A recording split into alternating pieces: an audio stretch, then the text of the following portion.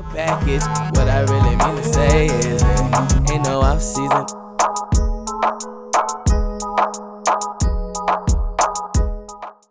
Hello, YouTube. Welcome to No Offseason Media. They got something new for this week.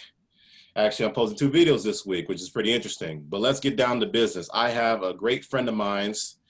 If you're from the LA area, you've seen him on Channel 5, sports reporting. If you're a Dodger fan, a Laker fan, Clippers fans, or even a Chargers or Rams fan, this guy always records it all the time, 10 o'clock, 6, whatever time you need it, he got it for you. It's Rahshaun Haylock. How you doing, Mr. Rahshaun? What's up, Amari? Thanks for having me, man.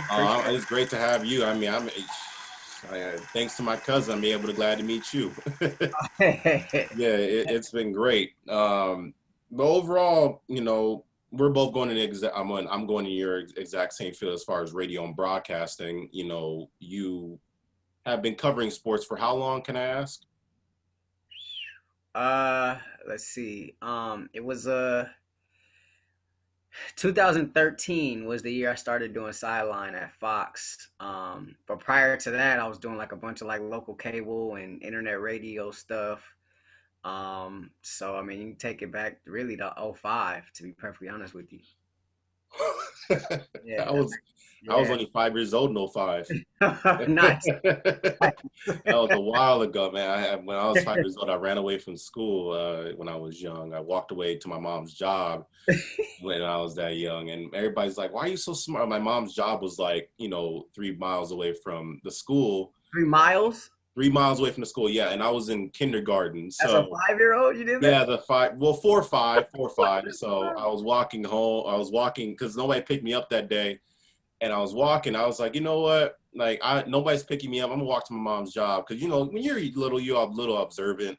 So I could tie that into broadcasting as well too. But I was a little observant. I walked to my mom's job. Almost got there, and she was wondering. She's like, "Why are you at my job?" All the way in Pasadena because I went to school in Altadena. But the way I can use observing, I was crazy back then. Miles and you cross city lines. That's That's I didn't realize I was young. There's so much to be said about that. Yeah, hey, I have too many stories. We all have stories. But I get tired of, in terms of how the way you analyze stuff, I know you're a big Niners fan. I ain't gonna talk about your team because, hey, listen, my team sucks this year. I'm happy that they are, even though they didn't do anything at the trade deadline. But has the way you got into broadcasting and how the way you analyze things, are you a fan of a team or would you say you're more a fan of the sport? Well, I think we all get into this because we're fans, right? A lot of people, it's weird because you after you get into this, it kind of desensitizes you. And so it does actually make it harder to be a fan. But I think we all get into this because we are fans. But then when you're in a professional setting, you got to kind of take the fandom ship aside and put your professional hat on and kind of see things for what they are and not through purple and gold frame lenses or, red and gold frame lenses or what have you, whatever your team's colors are. And so, but to me, it was the beginning. I mean, you just go back to the beginning. What got me falling in love with sports was Chick Hearn and it was the Lakers.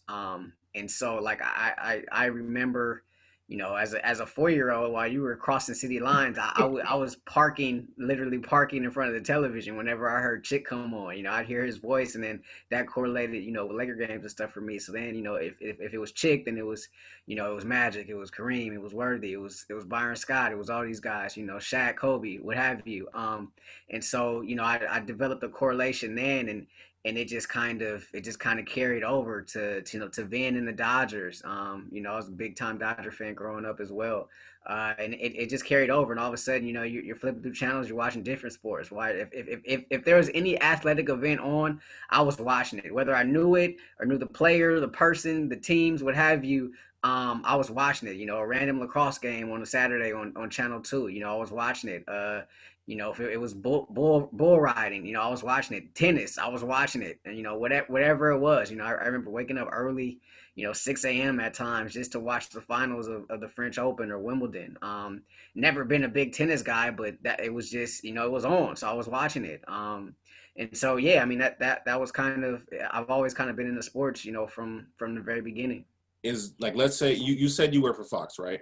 Fox Sports or Fox Sports West, Prime Ticket. Yeah, I started doing high school football stuff with them back in '03. I want to say, as a sideline reporter. But prior to that, for I don't know, maybe 3 4 years, I was a researcher for them, for their high school football coverage. So things just kind of translated. But yeah. has Fox Sport West or any other company asked you, like, you need to learn all about these sports? Were they ever specific what sports you had to cover? Were they like, okay, we want you to cover basketball, baseball, and football? Were they like, you need to know every sport when you're getting into this industry? Did they ask you that, or they had like, acquire you to know that knowledge?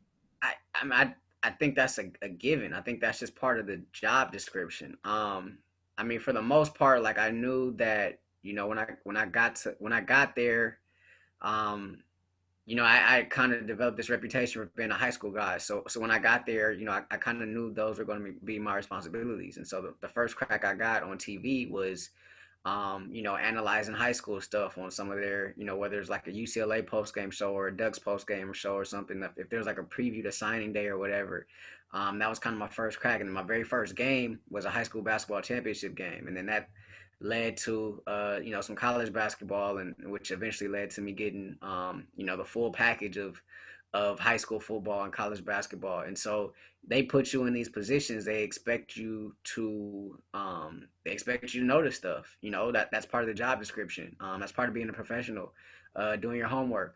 And so, they knew I had the background in high school football. They didn't necessarily know that I had it in college basketball, but given the opportunity, you try to take advantage of the opportunity as best you can. And so, I don't think that's one of those things that has to be said. I think it's understood. It's like, look, this is what it is, and if a new assignment comes your way, you handle it, you study up. I remember, in my younger days of broadcasting, I was asked to do play by play for a volleyball match. And so, like, I knew volleyball, I watched volleyball, I would go to the games in high school, I would stay up late and watch it whenever it was on the Olympics.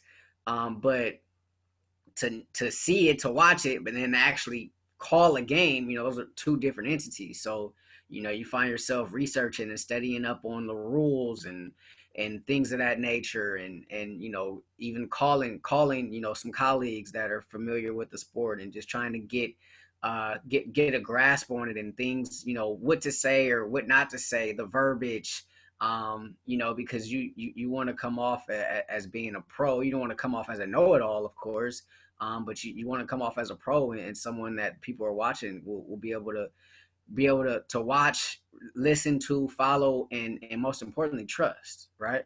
Yes. Let me ask you this question. You're talking about how sports is obviously coming easy to you. Now, is there a sport that you would say has been a little bit challenging to wrap your head around?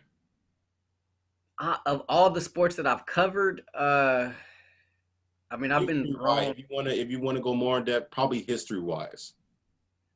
History. I mean, well, I'm not a know-it-all, so I mean, there are there are certain sports where I enjoy as a fan, but I may not get all into the intricacies of it. I think horse racing is a sport that I kind of just got into over the course of the last couple of years or so. But I'm no expert by it, by no means, and it changes so much. It changes so fast too that it can be kind of hard to keep up with at times. But so yeah, I mean, I may not know a lot of the intricacies and things of horse racing, but there's certain things that I picked up. NASCAR is another one where I may not know a lot of the intricacies of it, but I've watched it. I played the video games, and so yeah, I mean, I'm not a know-it-all by any means. I mean, there's sports that I'll watch, just casually, but you just you like the competition, right? Like I remember, a few years back there was a rugby match on, and guys were getting after it, and they were really competitive, and it was a highly contested battle, and I found myself watching it and rooting for it, things of that nature. But I can't really tell you that I knew exactly what was going on, as I was watching it. But yeah, so I mean, of course, there are certain sports that you don't, but even like the sports that you feel like you have a handle on, every now and then there may be a rule change or something happens during the game. You're like, oh wow, okay, oh that's the rule for that. Oh wow, I didn't really think about that or see it that way. I just go back to this last NFL weekend, like the shin was a big topic of discussion over a Yeah. lot of these replays, right? Like he got his shin in, right? Like I don't know that I was necessarily familiar with the fact that a shin actually would count as like a foot or 2 feet or whatever. So You there's know, always the little first things time that I here heard and there about a that shin was back in 2018 when the Patriots played the Steelers.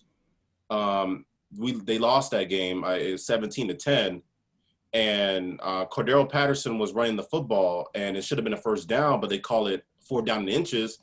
And I'm like, how was it not a first down? Well, you have to think about the shin. I was like, the first time I ever heard about a shin being yeah. considered down, because usually when you play football, you don't think about a shin. You just, tiptoe out of bounds. Yeah. And now we're hearing about shins, and You then watch the knees, you watch the toes, you watch the elbows, yeah, and then the whole controversy about the whole catch thing that happened a couple years yeah, ago. I mean, you're an NFL fan, right? Yeah, For oh, years, for years you've been watching the game your whole life, and all of a sudden you don't know what a catch I is, picked right? up on it. I've been picking up on football since I was in middle school.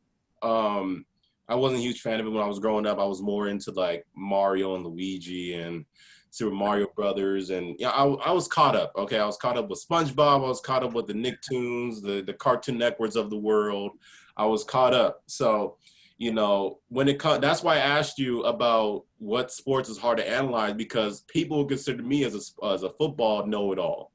And it's so funny because what actually catapulted me to taking this major was because I had this coach I was in football when I was in junior year, and I was coaching to become a punter.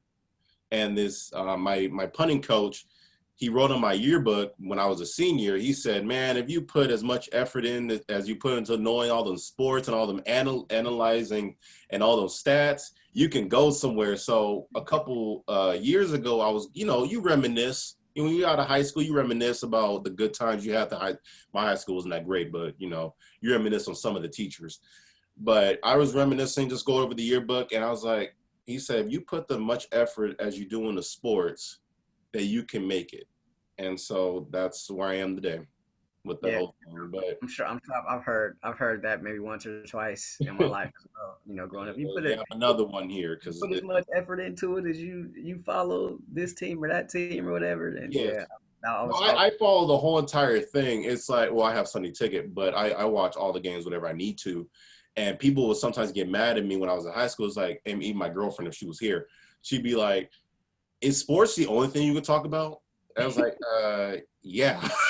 Like I can't think about anything besides sports, because it's like, when it comes to sports, it's like you have that feeling of adrenaline and the feeling of dopamine, which makes you happy. And it makes you take your mind off things. And I don't need to go political with the whole entire what's happening in NFL, the NBA, but it's just, you get happy, you root for your favorite team. That the reason why I asked that question earlier about have you became a fan of the sport or the fan of the team is because I'm a Patriot fan. I have all the Super Bowl trophies here, all the Super Bowls here, the greatest comeback in Super Bowl history, yada, yada. But my thing is that in the point of my life, I'm at the point where I'm just like, you have to think about the sport. And it's like, I can't be a fan of the Patriots forever. And the thing is, it's everything bigger than just watching the Patriots. And I know, and I okay, now I'm starting to get why Patriot fans are annoying. I'm starting to get it now.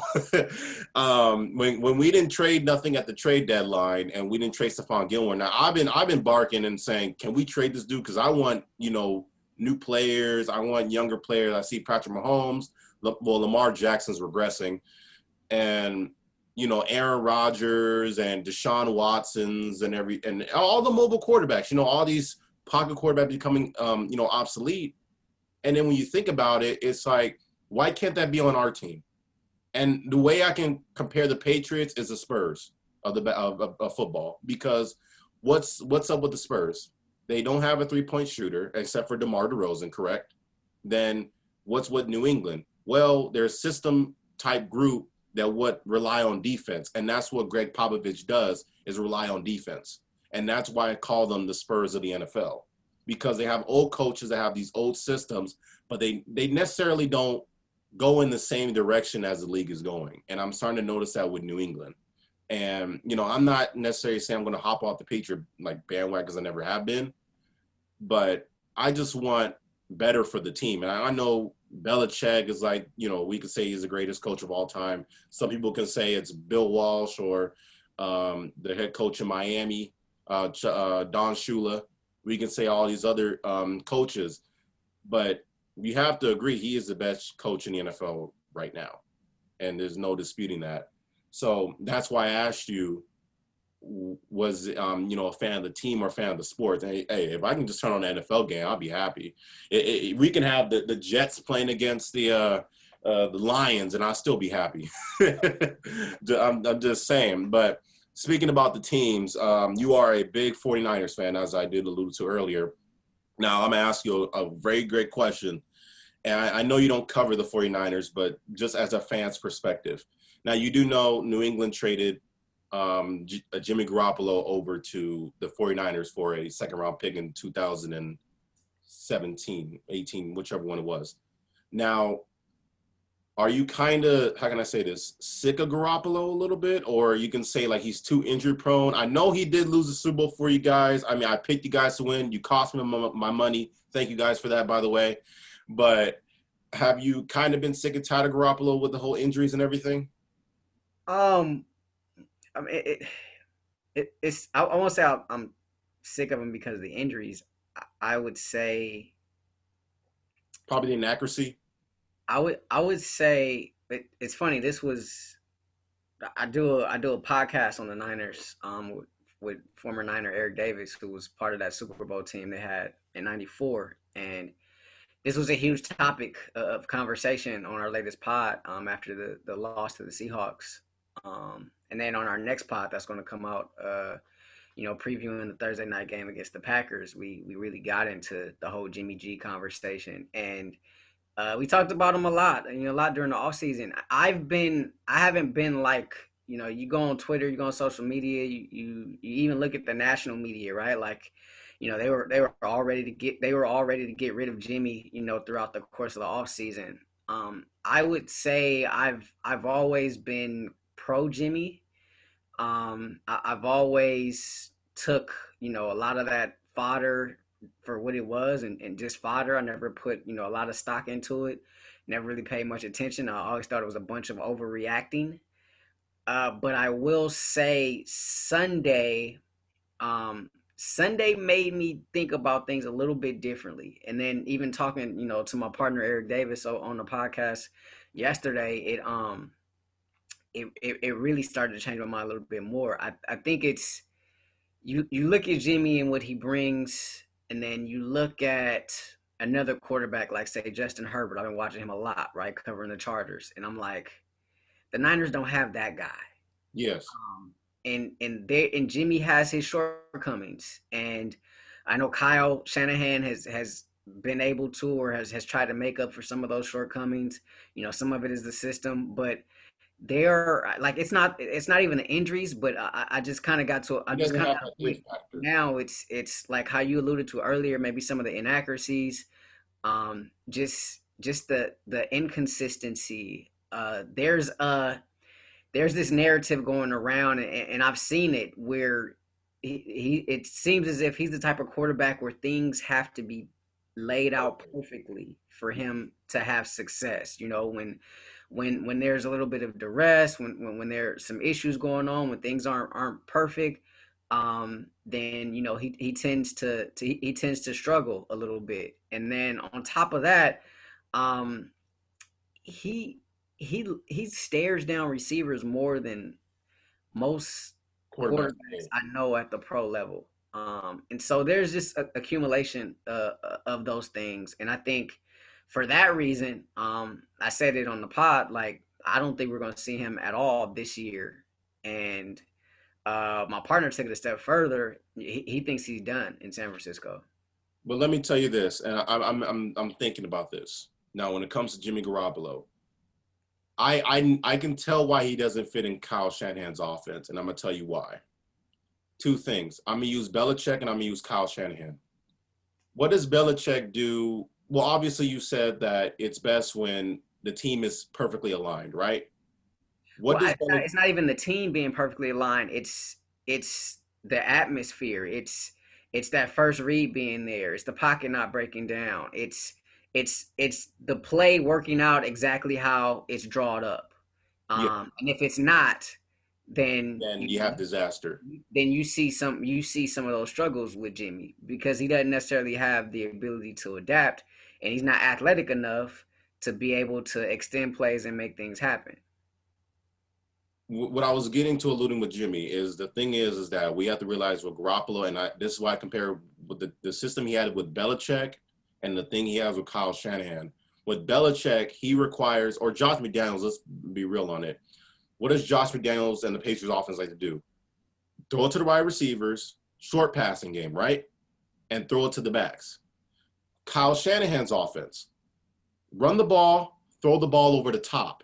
I think he's struggling on the part with throwing the ball over the top. When he had him over the top, I'll disagree with you there because I think there are probably more similarities than not as far as that goes. Because with Kyle, he uses a lot of misdirection. There's a lot of stuff underneath. Like if you go back to that game against the Patriots, and my partner was talking about this the other day. You know, people were giving Gilmore a hard time because because Kittle, he was catching out routes. But that's what Belichick designed defensively to give those outs so that Jimmy isn't allowed to, and Kyle isn't allowed to have all that stuff over the middle. It really is. It's really more short, intermediate passing game than anything. And if you go on Twitter, you poll a bunch of Niners friends, like their problem is that Jimmy can't go downfield. Like the arm strength isn't there. Like he's not the type of. that's what I was saying. As far as they're requiring him to throw the ball down the field, take the lid off of a defense. Like that's just not him. And but for the most part, that's not really Kyle's offense either. Like he did that a little bit with Matt Ryan. He did. I mean, you take shots, right? I mean, and Ryan has the arm strength where he's able to get it downfield. If but as far as the way this offense goes, like when this offense is at its best, you got the run action, you got the misdirection, you got the end arounds, you got the offensive line just beating up on the opposing defenses. Like everything is predicated upon the run, and then use the short to intermediate passing game because. Like if you think about it, like look at all the receivers that the Niners have. Like they're all rack guys, right? They're guys that can make something happen after the catch. You look at Debo, you look at who they took in the first round, and Brandon Ayuk, even a guy like Kendrick Bourne. Like these are all rack guys. So, and you look at the receiver or the running backs as well. You want to get it to those guys because they're fast and they can make things happen after the catch. So that's more Kyle's offense. But the problem is, even those short passes, they're short to intermediate passes, like Jimmy. Like we've seen him struggle with those, like especially this season. You can say it's the injury, you can say it's whatever, but I mean we've seen like we've been seeing it. Now you said that Jimmy Garoppolo, you think this is his last year, obviously, right? It's looking that way. Okay. It's definitely looking like he may have taken his last snap as a 49er. I'm gonna ask you a very good question. Now I've been hearing some stuff about the rumors, and just saying something to consider about. And I'm just going to allude to what I have to say as far as later with New York. If you're San Francisco and you're John Lynch, the GM, would you go out and trade for Sam Darnold?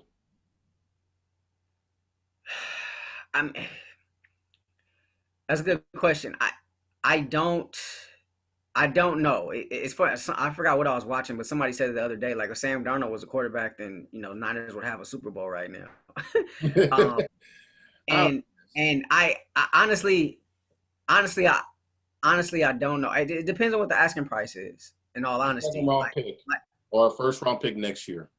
Yeah, see, I don't know that. I do that. I don't think that for a second round pick this year, or a first round, or I'm saying or, not and, or a first round pick next year. See, You have a ton of guys. Your cap space is fine. I mean, Move maybe off of this maybe contract, you take a little bit of a cap hit, not that much. I mean, maybe a second, but then I mean, you also got to see what else is out there, right? Like who's coming up in the offseason. Well, in terms of free agency, Yeah, like Dak may be up, Drew Brees may be up, Dak is kind of Aaron Rodgers may would be you up. pay Dak though? Would you pay Dak to go to San Francisco though? I mean, is he better than the guy you got there right now? I'd rather take Garoppolo over Dak. You'd rather have Garoppolo over Dak? Yes, I'd rather have Garoppolo over Dak, and here's my reason why. Yeah, well, I can tell you right now, I would probably rather have Dak over Jimmy G, and I think a lot of 49ers fans will feel the same way. I think Dak is grossly underrated, Yeah, he and is, but and it's like, and I mean, so I mean, if he's up, I mean, if he's up, then but my thing is, are you going to pay him $35 million a year? I mean, why You're not? paying a guy $27 million a year, not even 27, 25, 26, 20, yeah, somewhere around there. Why? Well, here's the thing. Like if you give him a long term deal, you may be able to. I mean, there's in the NFL, there's a bunch of different ways that you can finagle a contract to make the AAV whatever it is that you want it to be, right? Whether it's 25 million, 30 million, 35 million, what have you. The thing about it is, like, there's a chance that Dallas could franchise him again, right? They franchise him. I wouldn't like that. I don't like the franchise tag. I don't like There's a chance that could probably happen, right? So that'd be 35, 40 million, right? If the Cowboys elect not to do that and he walks in free agency, then you can figure out some sort of long-term deal. And I trust John Lynch in the front office because the way they construct these contracts makes it easy for them to get out from any of them. And so I'll take that. Or I mean, even Drew Brees, like his time may be up in New Orleans. Seattle drafted their next, or not Seattle, Green Bay drafted their next quarterback, right? So we all know that was a questionable pick. I mean, call it what you want, but if you draft the guy, you're gonna have to play him, right? So Aaron Rodgers, like it or not, he's going to be on his way out, and the writing's already on the wall there in the sense that they drafted the quarterback, they didn't make any moves at the trade deadline, like they are ready for this era to be done. As far at least that's what the aesthetics are. That's what it looks like. So like there are guys out there where you may not have to trade a number 2 for a Darnold. So I guess the better question is, would I rather trade a 2 for a Darnold or wait for one of these guys to come open in free agency where I don't have to give up anything and even have the opportunity to put another weapon around them? Then I'll say I'll probably wait, because when you look at this championship window, you're looking at maybe a 2 to 3 year window. You give me a Breeze or a Rodgers, a Dak, whoever, within those 2 to 3 years, one of them should be able to get to a championship, win a championship, or close. We can shoot down the Breeze one because he's going to broadcasting after this year, so we can shoot that down. For an opportunity to win a championship, he may change his mind. You never know. He may say the booth can wait.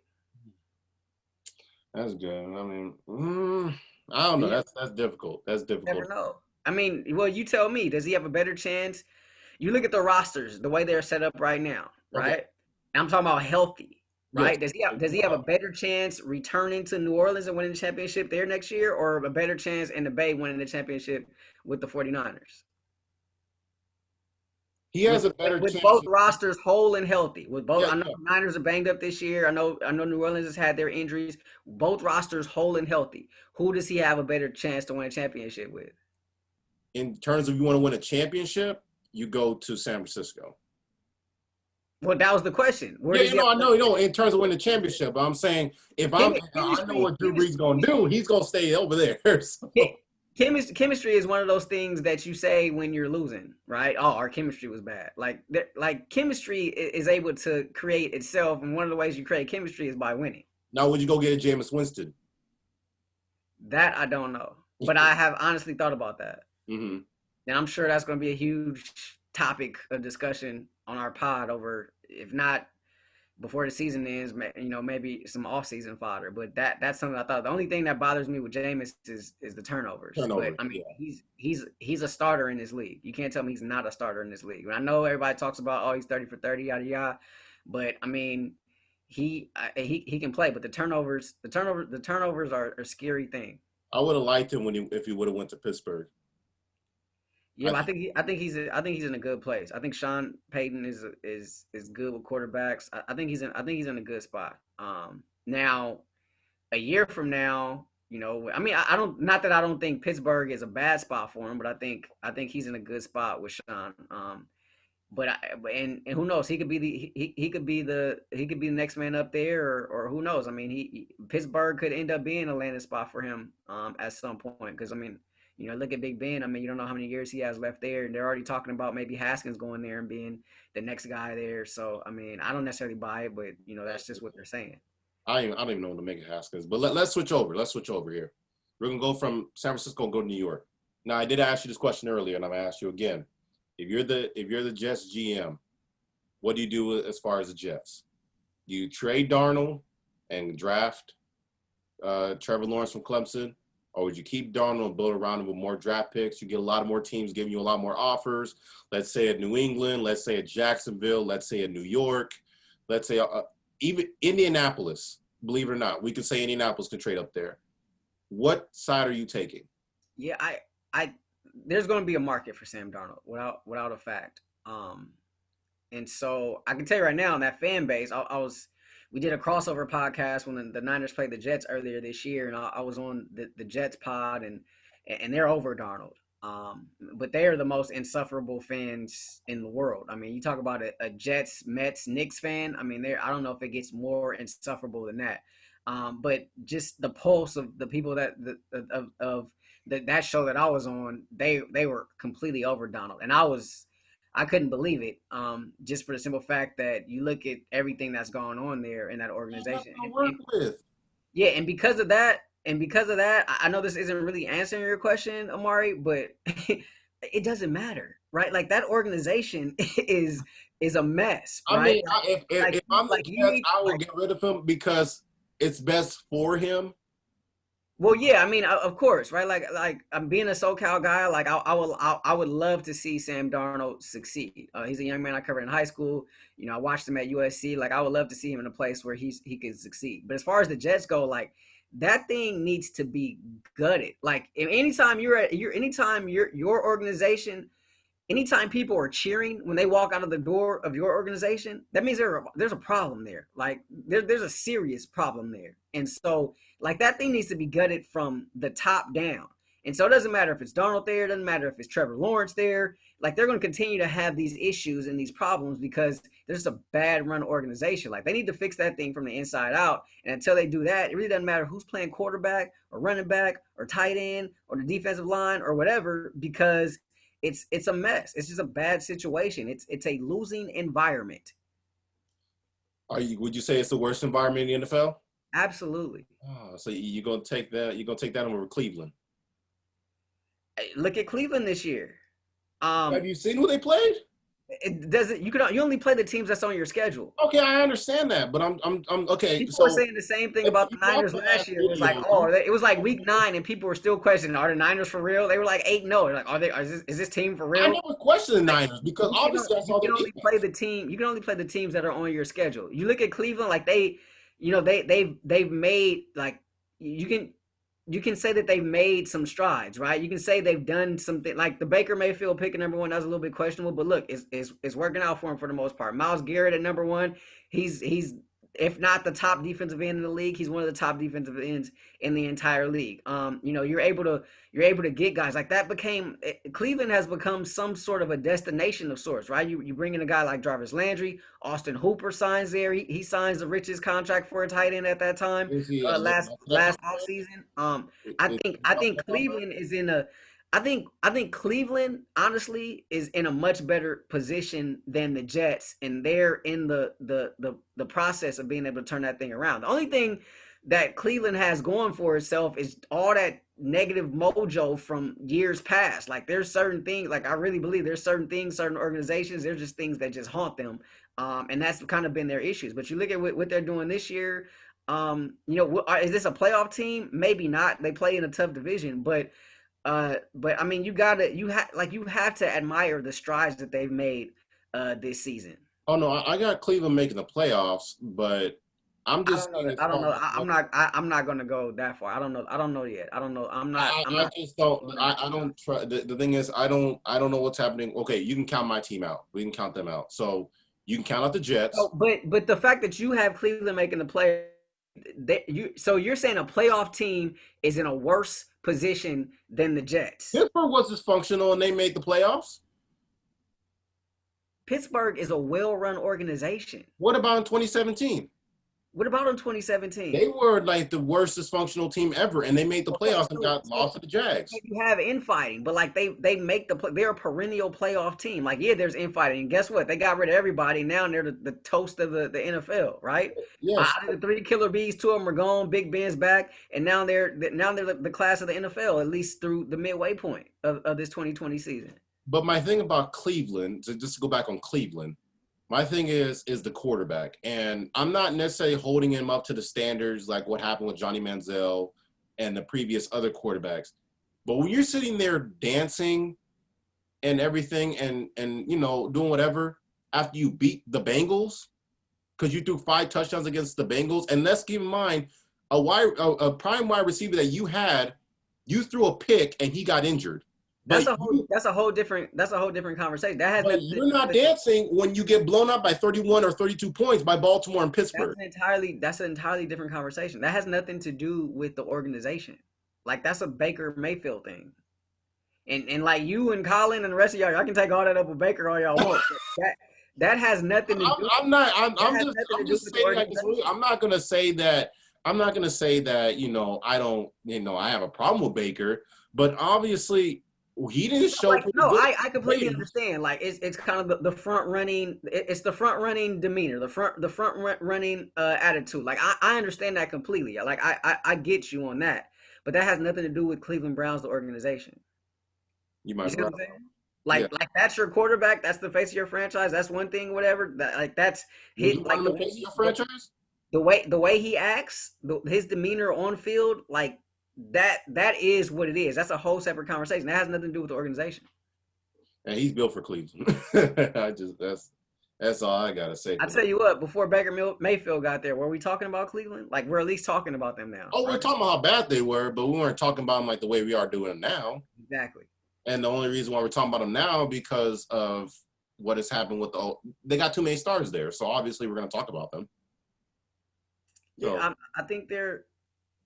I think they're on the fringe. I think they're close. I mean, the reason why I have them making the playoffs is because they sneak in with a back door at 9-7.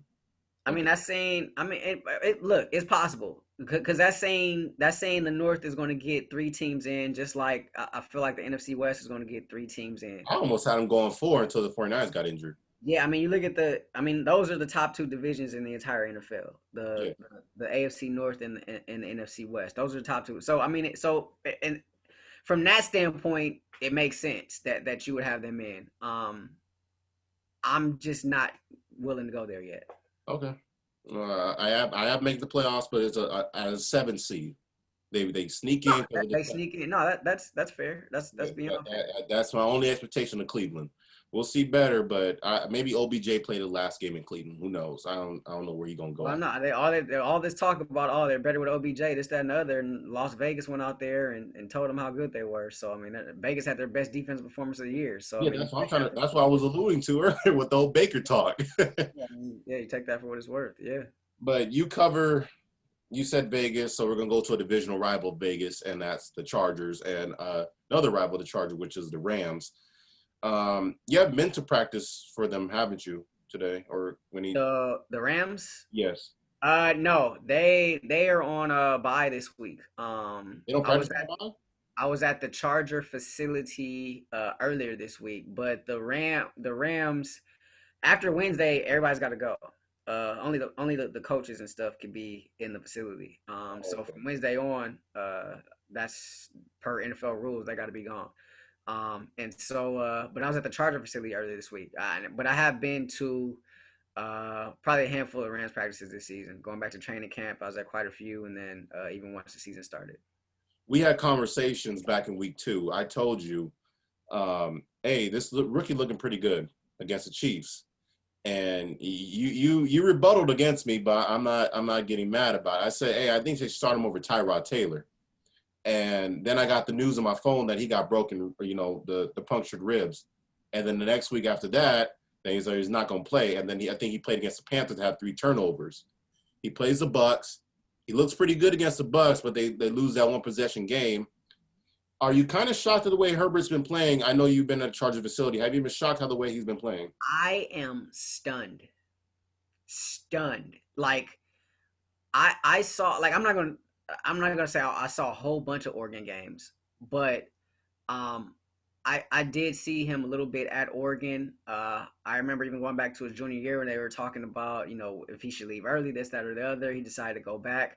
And I mean, I was watching him and I didn't really see it, right? And even, I mean, just I didn't see it. When he was at Oregon, I didn't see it, just to be perfectly honest with you.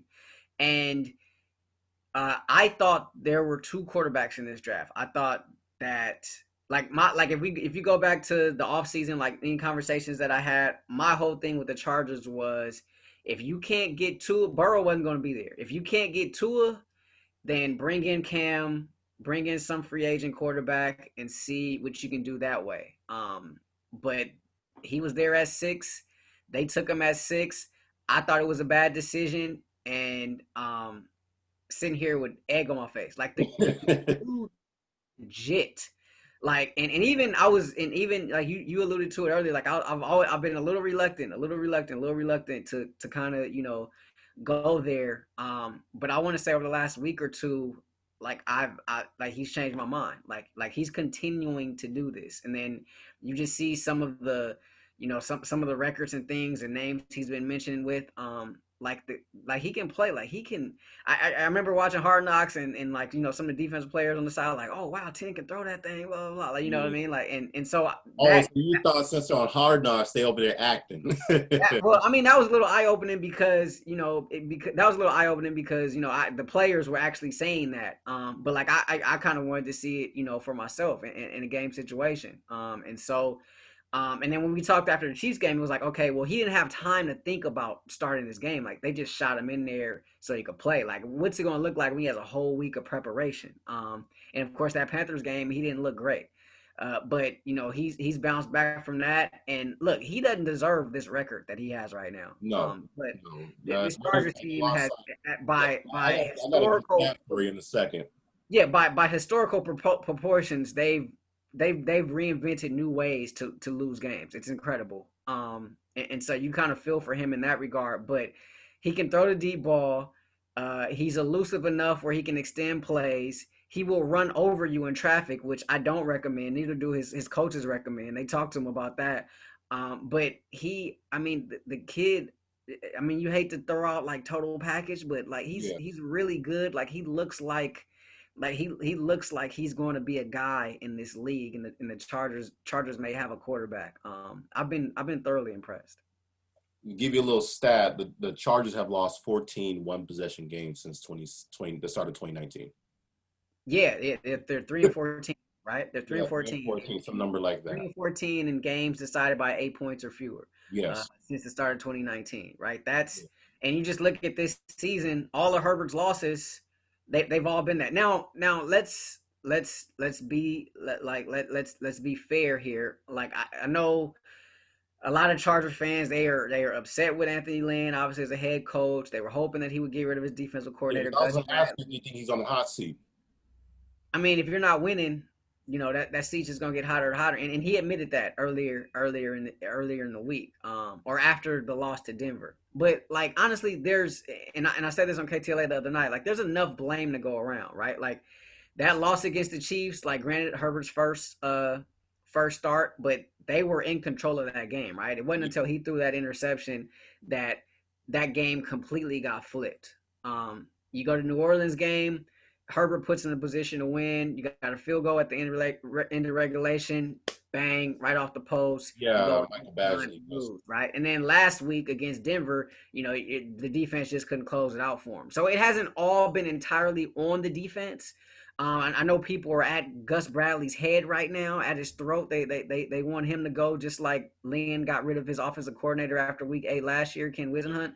But it hasn't all been on the defense yet. But still, with that, Herbert doesn't deserve this record he has right now, and this Chargers team, quite frankly, they don't deserve it. I mean, you talk about double-digit leads on the road at Tampa, like just think about this. Herbert was up double digits on Brady and Breeze, and they lost the thing. Yeah. And so Well, and then last game, Joey Bosa got injured. yeah, both and I think they've had some depth issues, especially earlier in the season. I asked Anthony Lynn about this, and he said the depth did kind of hurt them because they were banged up. They had a bunch of injuries, and sometimes you look and guys just look gassed on the field, because they're just not enough quality depth there. But after the bye week, which was unexpected, that came up, Lynn feels like that depth is there. But you mentioned it, right? Joey Bosa not on the field. He left the game. Casey Hayward, their top cornerback, he wasn't on the field during that last play, that touchdown to that Drew Lock threw at the end of regulation to Hamler. So that's tough, right? That's tough. And they certainly, Herbert is showing that he belongs. And it's just unfortunate that they don't have the wins to show for it, because at times they look like a really good football team. Like at times they look like a playoff team. And there are other times where they look like what their record says they are. Like we're getting into must-win territory for these Chargers, Yes. right? And so I feel like this is a must-win for them. This is going to be a huge game for them. But I'm not sure they can get it done. This is going to be huge. I don't know. This is going to be huge to see, because I feel like they kind of got to a boiling point after that Denver loss. Yeah. And so, which way is it going to go? Are they just going to fizzle and just go downhill, or are they going to actually show some fight, some toughness, and scratch and claw back? So, if the Chargers win, it's going to be a double-digit win. But if it's close, you just threw the stat out there, right? If it's close, gotta give it to the Raiders. Or actually, they've been a lot of one-possession games, so I won't even think it gets to 10 points.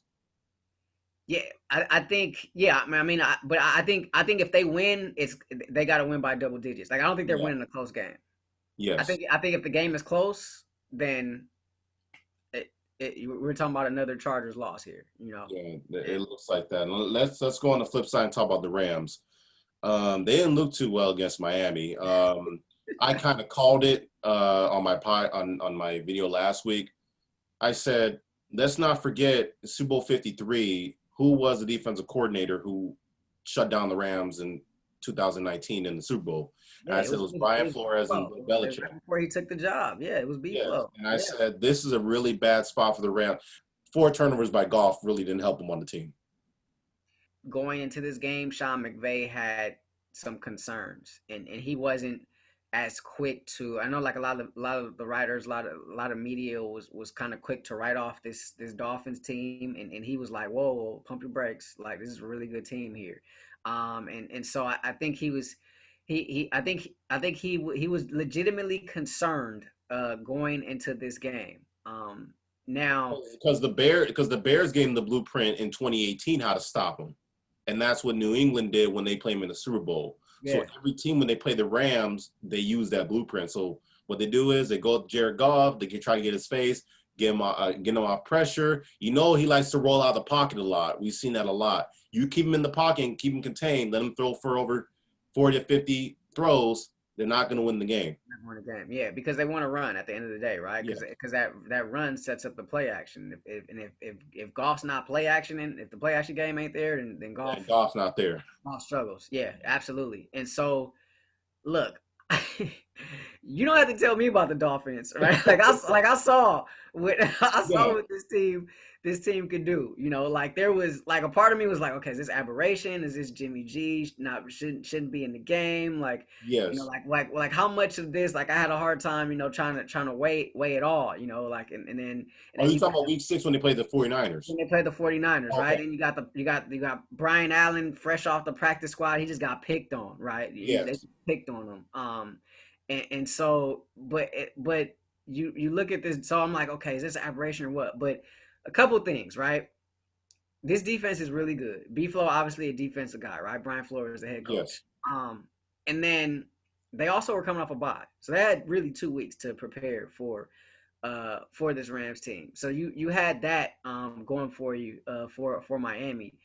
You look at the, like, if you just looked at the stats, like it's out of control, Yes, right? Like it was out of control game. it I mean, was out of I control. could not Like turn the game off. That's how great a game it was. the Rams had like almost, well, I want to say like almost 200 more, if not more, almost 200 more total It was yards. 200. I think it was 240.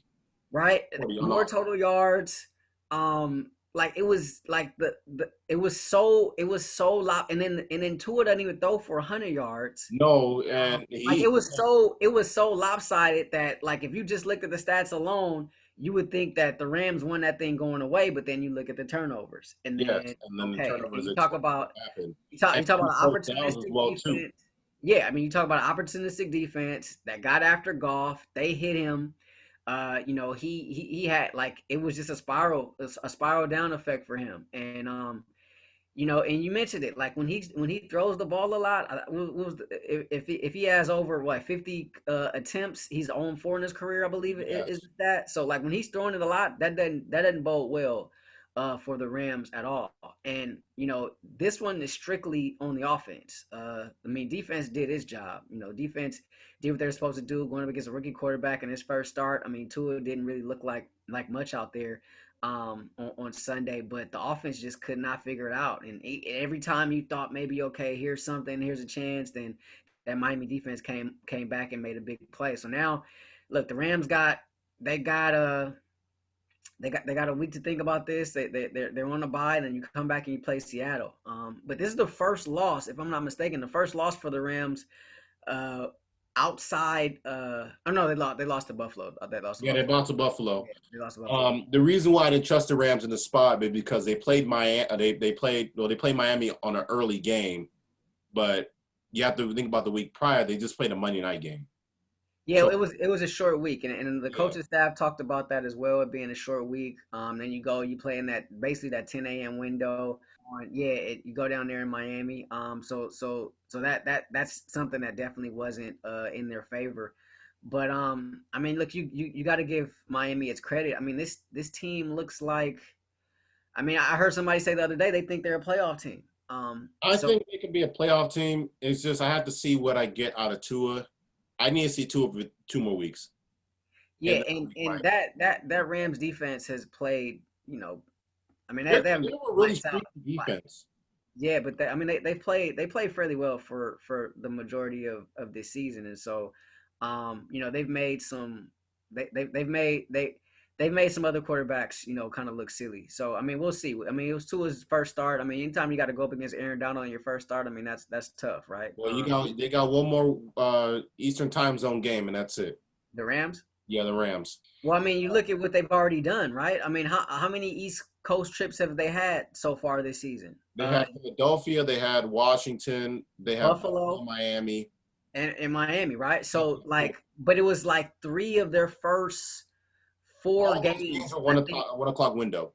Yeah, 3 of their first 4 games were back on the Eastern time zone. And one thing about it that's different this year, obviously because of the pandemic and COVID and everything, you know, normally they would leave on a Friday.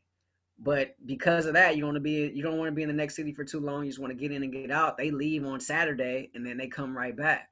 And so, you know, you really don't give your body as much time to adjust. And, you know, there's 2 different schools of thought on that. Some people think, well, if you get there, you get in, you get out, then it doesn't really affect you much. But It's tough like that. You see all the miles this team has put in over the course of the first half of the season. Like, it's tough. They've made a lot of cross. That's why they struggled against Buffalo, was because remember the week prior they had to go to Philadelphia.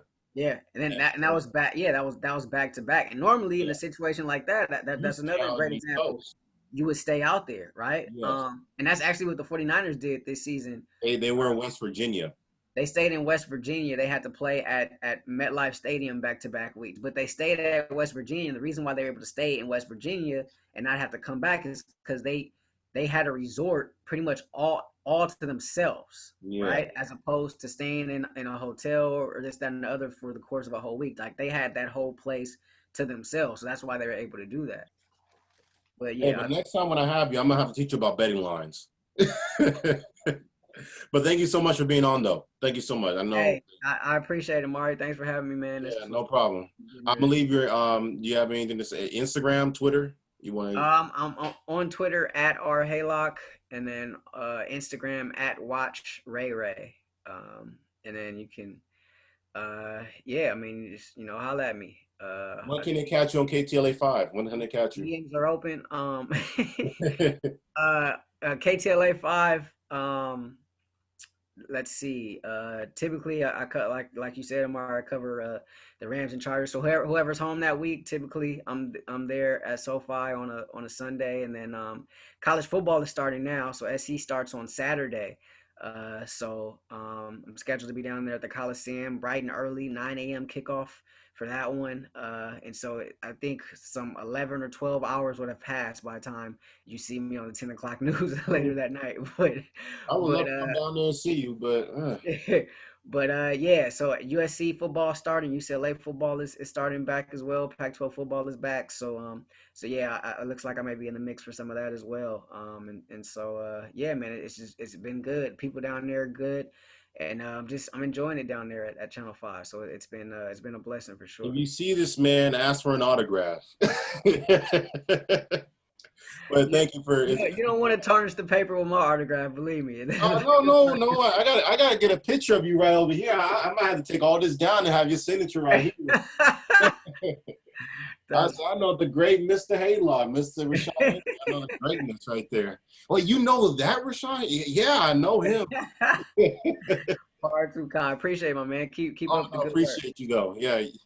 49ers, yeah, we'll see how far they go. Believe in 49ers podcast. That's right. Wherever you find, wherever you listen to podcasts, make sure you download, subscribe, rate, review. We're on Apple Podcasts, Spotify, Google, Stitcher, you name it. Believe in 49ers. It's Believe, BLEAV, in 49ers. Okay, we'll get that. Yeah. But thank you so much, sir. All right. Appreciate it, man. Take care. Thanks for having me.